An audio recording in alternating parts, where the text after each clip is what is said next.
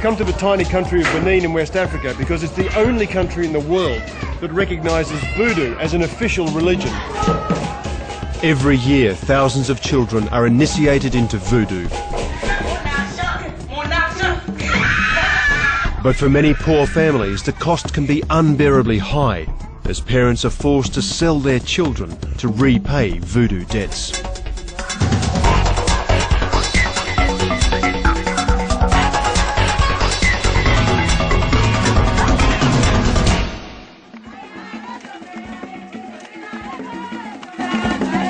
We're in the tiny West African country of Benin, where 2/3 of the population worship voodoo gods.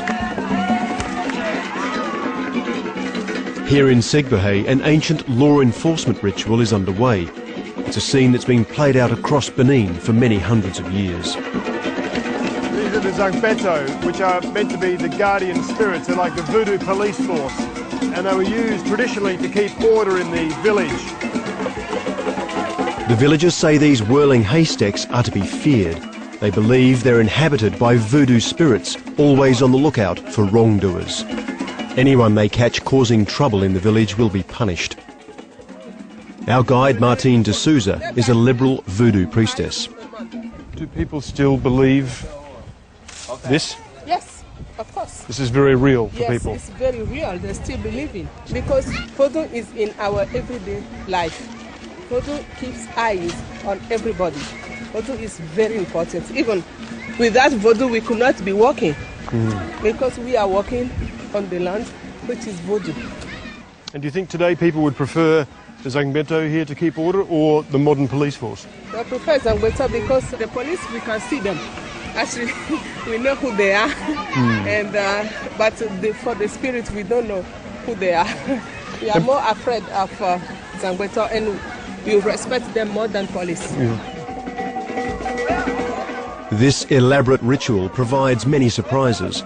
Under each haystack are found many different manifestations of voodoo spirits, some more frightening and more real than others.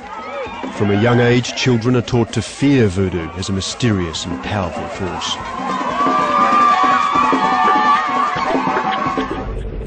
Our guide tells us voodoo first emerged in this part of West Africa more than 10,000 years ago. We're now heading north to Abomey, which is the ancient royal capital of Benin, and it still remains a very strong centre of voodoo practice. While some voodoo rituals are very public, others are only performed in private. So after some driving around, we've come to the outskirts of Abomey, and inside here we're told is going to be a special ceremony.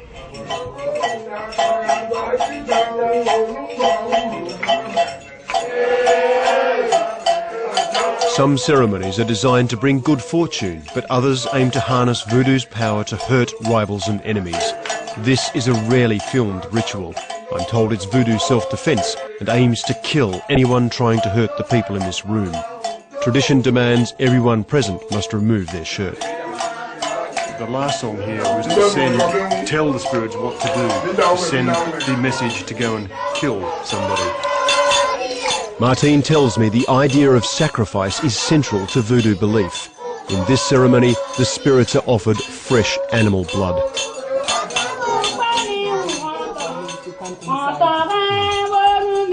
All the people in this room, I'm told, are witches, and their song is all witches are happy when they taste the blood of the sacrificed animal.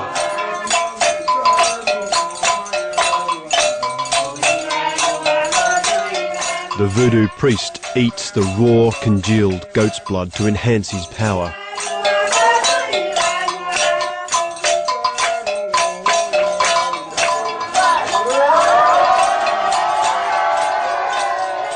As the ceremony ends, gunpowder is burned to dispel the evil spirits from the shrine.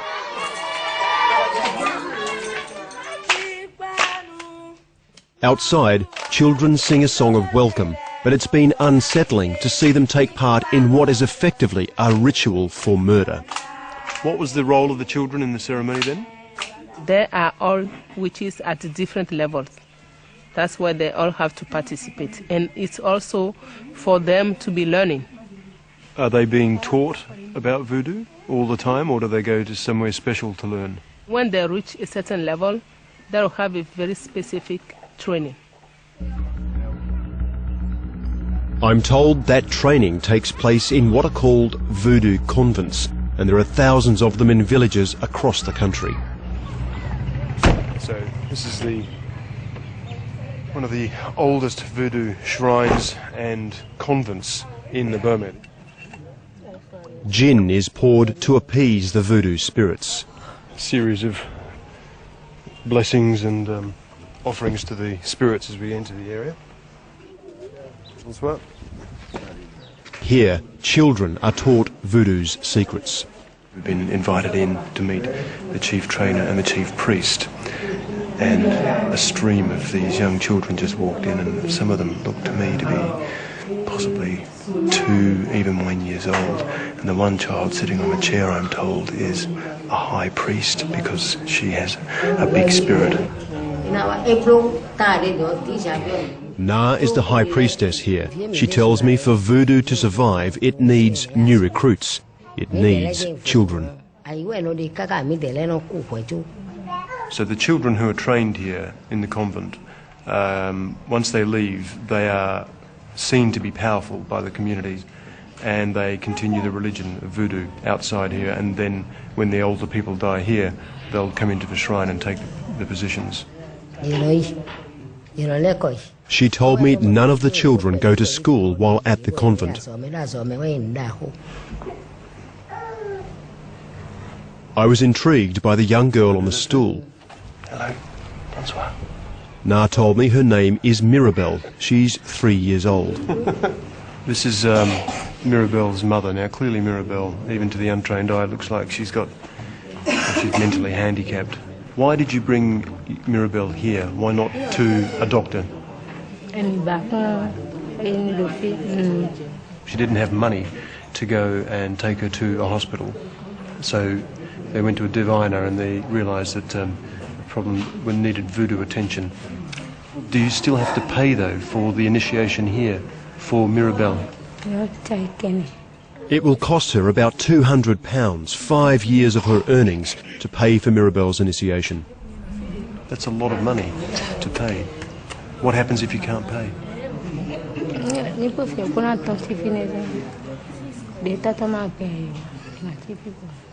If she can't find the money, and she said she doesn't know how she's going to find that money, then she'll stay in the temple forever and serve the temple. We're interrupted by the priestess. She seemed uncomfortable with our inquiries about Mirabelle's future and the cost of her stay. What's happening there, Martin? We're told now that it's time to stop talking to the woman about this child, and we should probably do something else right now by the voodoo priests. Okay. Thank you. Merci.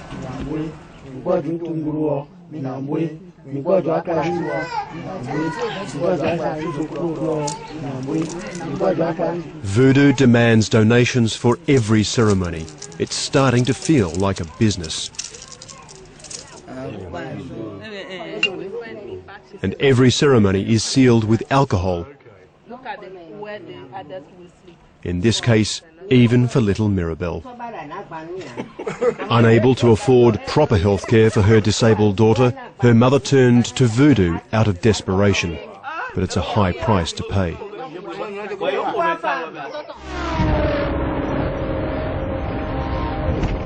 Benin is cripplingly poor. The UN says that more than half the population scrape by on less than £1 a day. We're now heading further north into one of the poorest parts of Benin.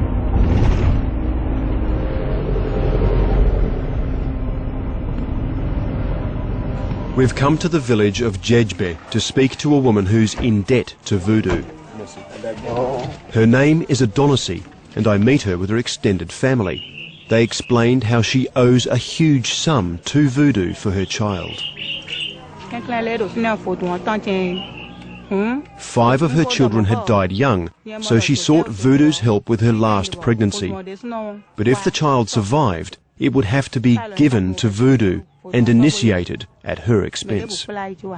When the child was born, she felt she didn't have enough money to pay for the very expensive voodoo ceremonies when the child was taken to voodoo for initiation, so she refused. And then voodoo priests came to her and actually took the child by force to the voodoo shrine. The priests said they'd release the child if Adonisi agreed to pay for her initiation. She said she couldn't negotiate because she was afraid the spirits would kill her child. How much money do you have to pay for the ceremonies? She's borrowing money to pay for the initiation. Adonisi's saying that the ceremony will cost about 150,000 Central African francs. That's about £200. Now, she earns about 12 pence a day, she says, collecting firewood, and her husband is unemployed. So at that rate, it would take them many years, about 5 years, to pay for the ceremony.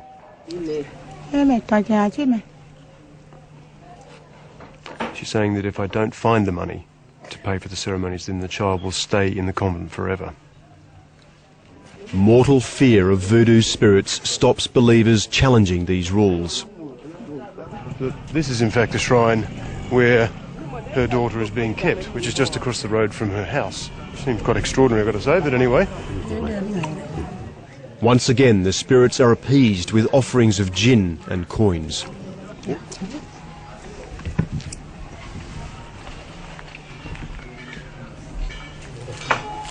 It's an entrance fee Adonisi can't normally afford, but we pay and she slips into the back of the crowd of assembling devotees.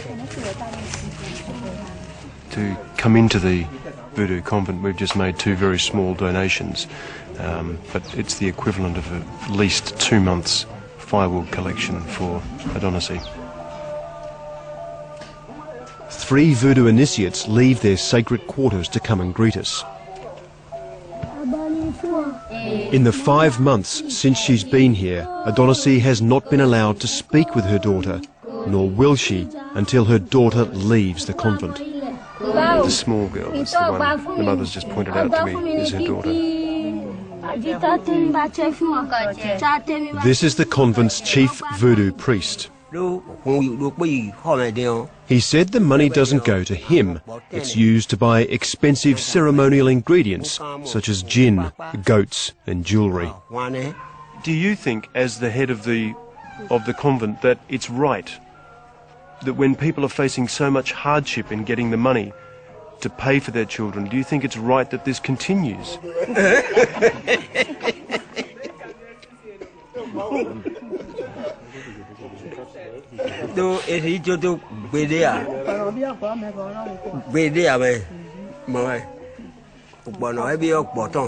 What led to the laughter then was he was saying, what's he doing? Is he asking me to stop voodoo? Is he asking me to stop initiating people?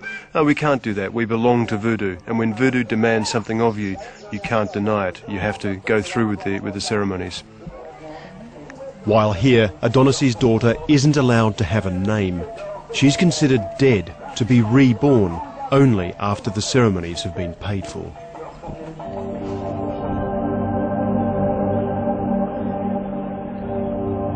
Voodoo's practiced all over Benin, but its demands are forcing some families to take drastic action. One of the ways families deal with the extreme poverty here in Benin is to send their children away from home to find work. And we're going to a part of the country further north here where this is very common practice. Arid land, rapid population growth and poor education have created Benin's crushing poverty. But it's becoming clear to me that the cost of voodoo often makes it worse. As well as being a voodoo priestess, Martine is a child rights activist who wants to stop children being trafficked for money. Here they have many wives, a lot of children, and they are very poor. So to solve their problems, they prefer to send the child away. And what do you try and do out here? Up here, I'm trying to do public awareness. Most of this population, they know nothing about the child mistreatment. I've been told that voodoo initiation often ends a child's formal education because the parents can't then afford to keep sending them to school. We were just driving past and we noticed it looks like an open-air school, so we've come in to have a look. Only 1/3 of Benin's people can read and write, one of the lowest literacy rates in West Africa. Yet some parents still spend money on voodoo instead of school. The school's headmaster, Jonas, told me these children are outside because there aren't enough classrooms. He said primary school is free, but most parents still struggle to educate their children. Even though it only costs them £5 a year for the equipment, they don't have the money for the uniforms and for the bags and for the stationery. The only reason these children have bags is because it was given to them by UNICEF. Jonas said the cost of voodoo made poverty worse. Many parents prefer to send their children away to work because it's the poverty, they need the money, and they want to send the children away so they can make money to buy a car, to live, and even to pay for ceremonies, for voodoo ceremonies. So you mean that the parents, some parents, have to send their children away for work to pay for voodoo ceremonies? He confirmed that some parents send their children away to work to pay for expensive rituals. That night we go to a nearby village. Martine has a message for the villagers.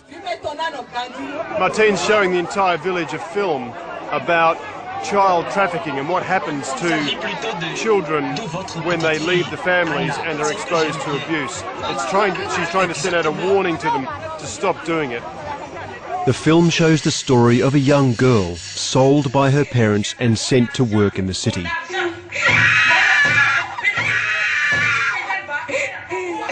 The message is clear, yet I find that even a public awareness film in Benin doesn't escape voodoo's influence. Her little friend comes from the village to save her with the assistance of the mermaid god, another of the voodoo spirits. Martine's asking children to come forward from the crowd and share with all the other children and the village their experiences from being forced to work both in Benin and outside the country. Christine told me when she was just 14, her parents effectively sold her to work as a servant for a trader in the main city of Cotonou. Christine says it was very difficult for me. I was alone, I was being beaten up, I wasn't getting paid any money. All I could think of was home, until eventually my parents did actually send someone to come and get me. But that was after 4.5 years. Many of the children told similar stories. Tobias here is now 13 years old. He said he was sold to a man who took him to Nigeria, where he was kept for a year breaking stones in a quarry. They weren't fed and they were beaten badly if they didn't work hard enough. These were the scars from one such beating. But, he said, he was one of the lucky ones. A lot of children actually died in these quarries. He knows, he saw them, and all they did was let the parents know that the boy was dead.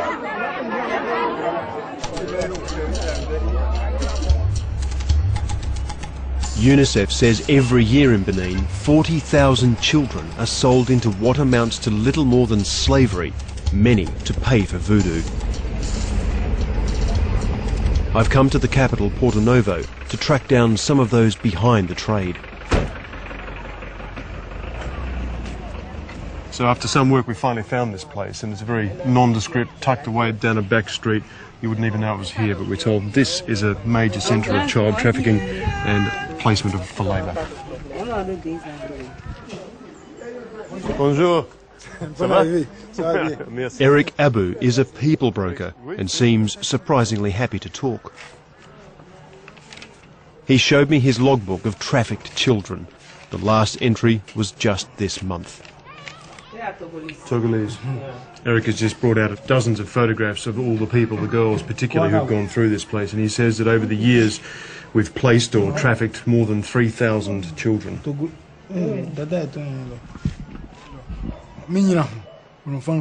He told me there are various reasons why employers preferred children to adults. He says it falls into a couple of categories where they either want the children because they can train them well, or if they've got a bad temper, they can't beat an older person, so they'd prefer to take a child Eric, we've been in places where parents are struggling to pay for voodoo ceremonies. What connection is there, do you think, between the parents who need to place their children and them having to pay for ceremonies?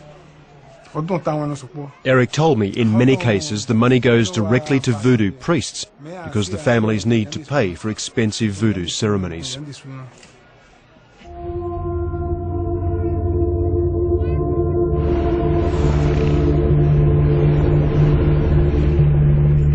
Back in Cotonou, we hear of a project that helps victims of the trade.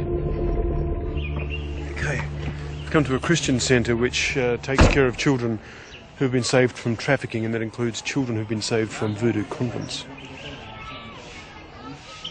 Most children here have been rescued from forced labour, but I'm told there are also children here who've been freed from voodoo convents. I was introduced to Emma, who's 16. She's traumatised by what happened just a few months ago. Emma's been brought up a Christian, her family's all Christian, but she was intrigued by the sound of the voodoo drums. She went into the convent, and that's where she says she was possessed. She was taken over by a trance. She said she was there 5 days.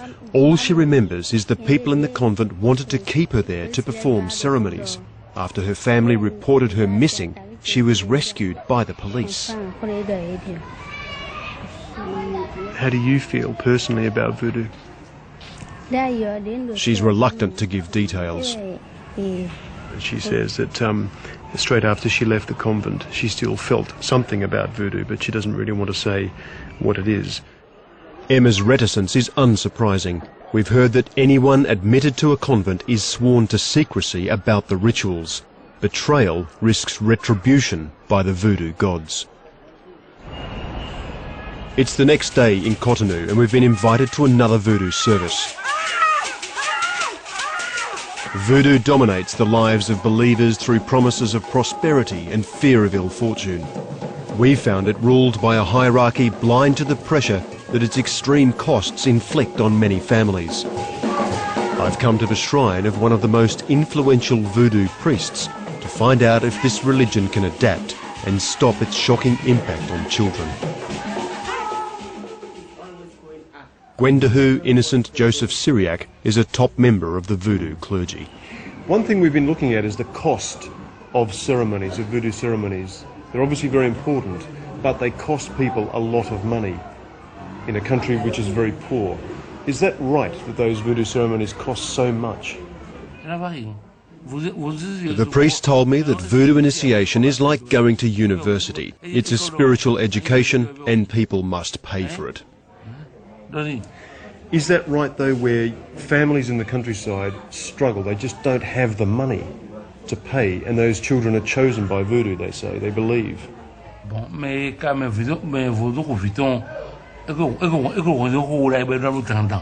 saying that really it's the fault of the parents, that if they, when the child was born, they would have known that child was to be dedicated to voodoo, and they should have prepared bit by bit for the voodoo ceremony.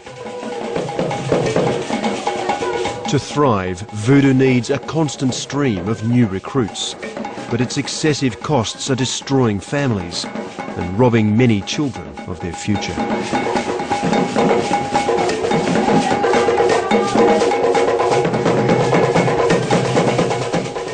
Another Unreported World investigation at the same time next week.